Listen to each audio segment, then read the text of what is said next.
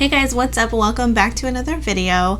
Today we are going to talk about client closets. I'm going to click my pen because I have a checklist.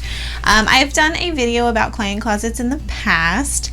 It was right when I started this little YouTube journey, so it's not my favorite video, but I do see a lot, and I think it's because it's coming down to the end of the year here, and people are like, hey, what can I spend money on, to get their taxes down? So I think that might be part of it, but there's a lot of questions out there about client closets all of a sudden. So I want to answer some questions that I've seen recently and just kind of be very direct. My other video was like 30 minutes long. I break tons of stuff down, but these are your questions. So I want to make sure that I answer them just very specifically, and hopefully this video can be just as informative, but without the 30 minutes of me not knowing how to talk to a camera. Okay, so the first question that gets asked so much is where to buy dresses. Like, what's everybody's favorite shop? What's, whatever. I will list some of my favorite shops down in the description box. But for the most part, my advice on where to buy dresses would be your favorite shops. Buy them. I've got really great dresses from Forever 21. I've got really great dresses from Free People, which is just you can find in the mall. Just buy dresses where you like to shop. Just kind of keep an eye out. I've gotten some really cute ones from Ross even. Just keep your eyes open. There's not going to be a way. I don't recommend just going out and spending money. That's always a huge mistake. So don't just go, I want to buy 4 dresses. Where should I go and buy these 4 dresses? Shop around, look around, find things that you love, because I can tell you right now, having a client closet with 100 dresses in it that are just okay is not going to be the same as having maybe like 10 or 15 dresses that are like amazing, that represent your brand, that are pieces that you really, really love. So there's not one answer to that. Everybody has different ideas of where to shop, but again, I will list some of my favorites in the description box. The next question that comes up a lot is how long it takes to build a client closet. And this is definitely going to vary. It took me a few years.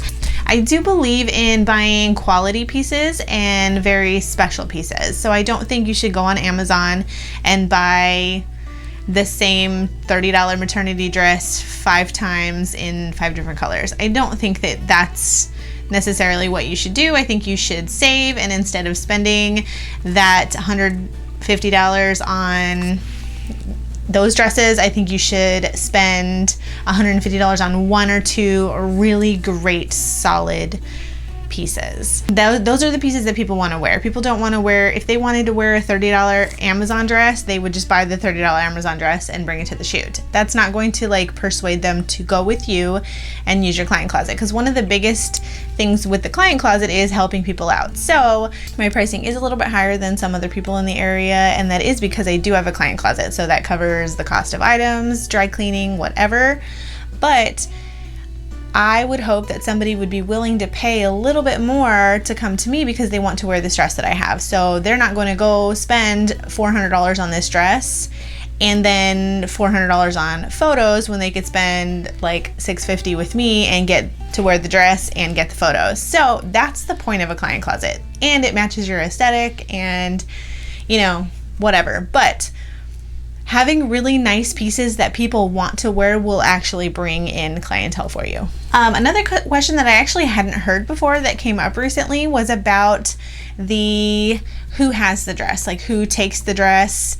Do they try the dresses on first? But very specifically, do you let the clients take the dresses home?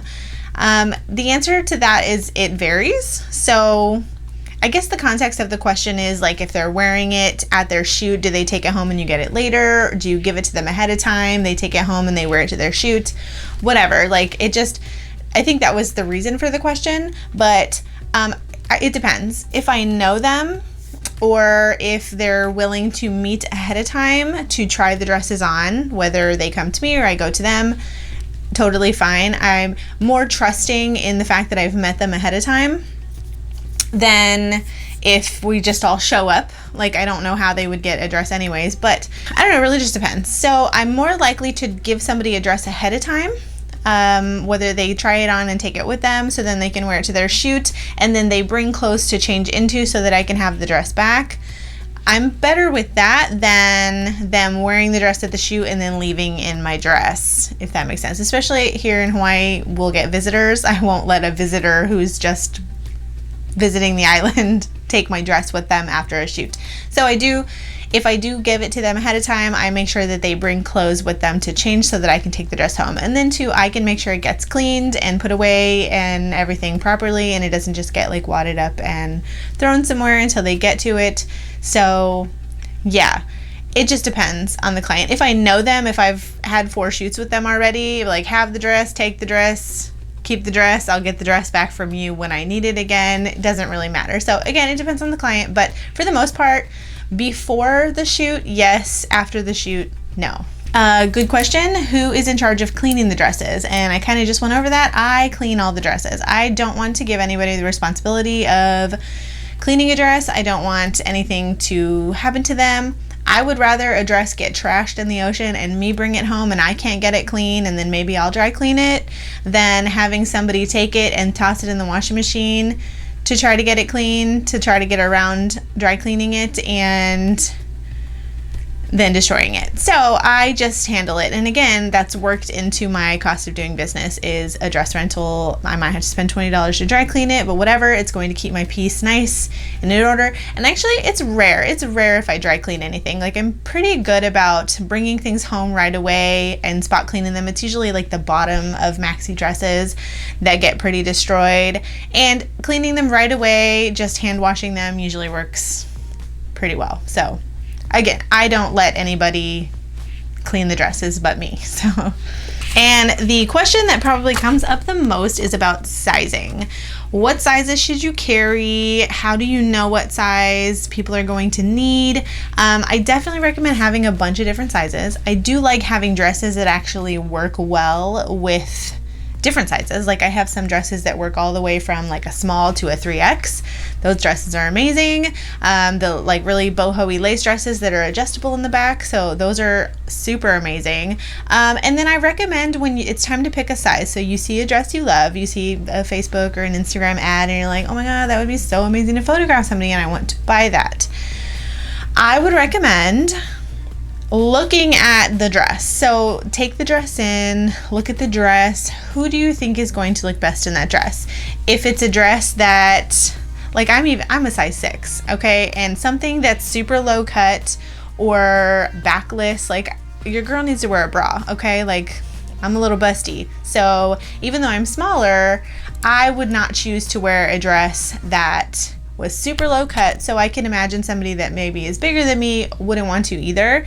Like if I can't wear a bra with it, I wouldn't think somebody bigger than me would not want to wear a bra with it either. So I think personally that you should look at the dress and decide who would wear that. Don't buy, I know it's really important to have inclusive sizing. Like I said, I have dresses that go all the way up to like 3X, and I'm even willing, if somebody wants a dress that I don't have in their size, I've gone out and bought dresses for clients. Like they say they want something and I don't have something in their size, I will go pull and I will buy things for them. If they wear them, awesome, I'll keep them. If they don't, they get returned. So that's always an option also. But I recommend looking at the dress. So look at the dress. If it's low cut and backless, probably don't buy it in a 3X. Like it's not going to be something that maybe everyone wants to wear. It's not going to get used as much. So if like, I don't know. I mean, maybe somebody will want to wear it. I'm not saying that. Don't come for me. I'm not saying that. I'm just saying look at the dress and think of who would want to wear that dress, of how it's cut, how long it is, how low cut it is, how flattering it will be. Not everything is flattering on the same body types. I'm very, like I said, busty and top heavy, so things that are super low cut aren't really my style. I need to be covered a little bit more, and like I said, I need something that I can wear a bra with. So just kind of look at the dress. Look at the dress you like and think who's going to choose to wear this. Or if you have friends that, you know, ask around. I feel like if you have a friend who's bigger, ask them like, is this something that you would wear, or should I get in a smaller size maybe? Just kind of play it by ear. It depends. It really depends on the dress. but I do recommend having things in all different sizes. Like I want to be able to make sure that I have at least one option for every person in every size. So the next question that I see a lot is if you charge for use of these dresses. So there are two different ways to run a client closet. I have worked it into the cost of doing business. Some people offer a fee, so their sessions maybe are lower price. If you'd like to rent this dress for your session, it's $50 or what have you.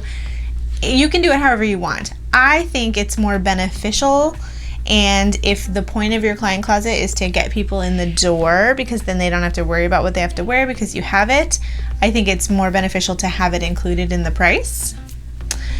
But again, you can do whatever you want. I do rent my dresses out to other photographers, and I've rented dresses out to people who are having their photos taken by other people.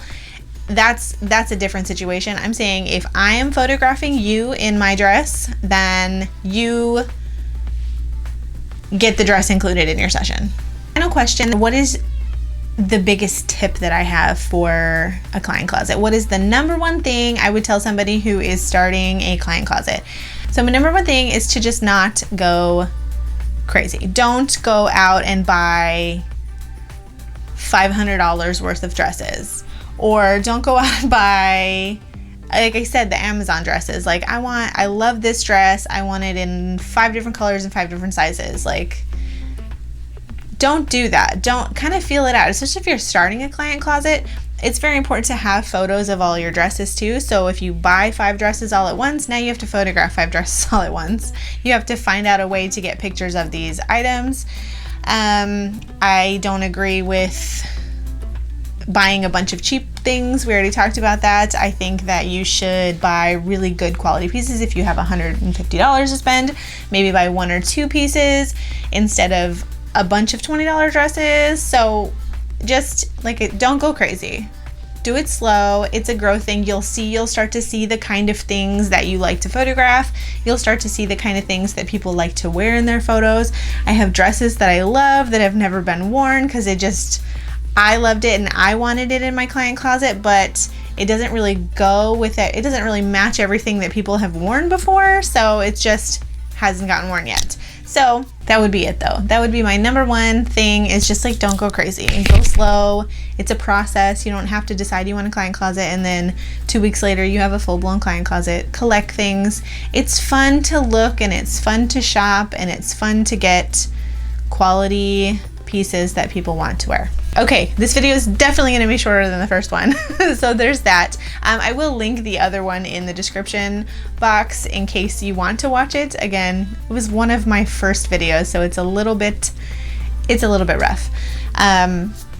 But yeah, that's all I have. If you have any other follow-up questions, leave them in the comments. If you have a shop that you love, that you have the best client closet item from ever, leave that in the comments so other people can see. If you've made it this far, you obviously like what you see, so please subscribe and give this video a thumbs up if you like it. I will see you next time. Bye!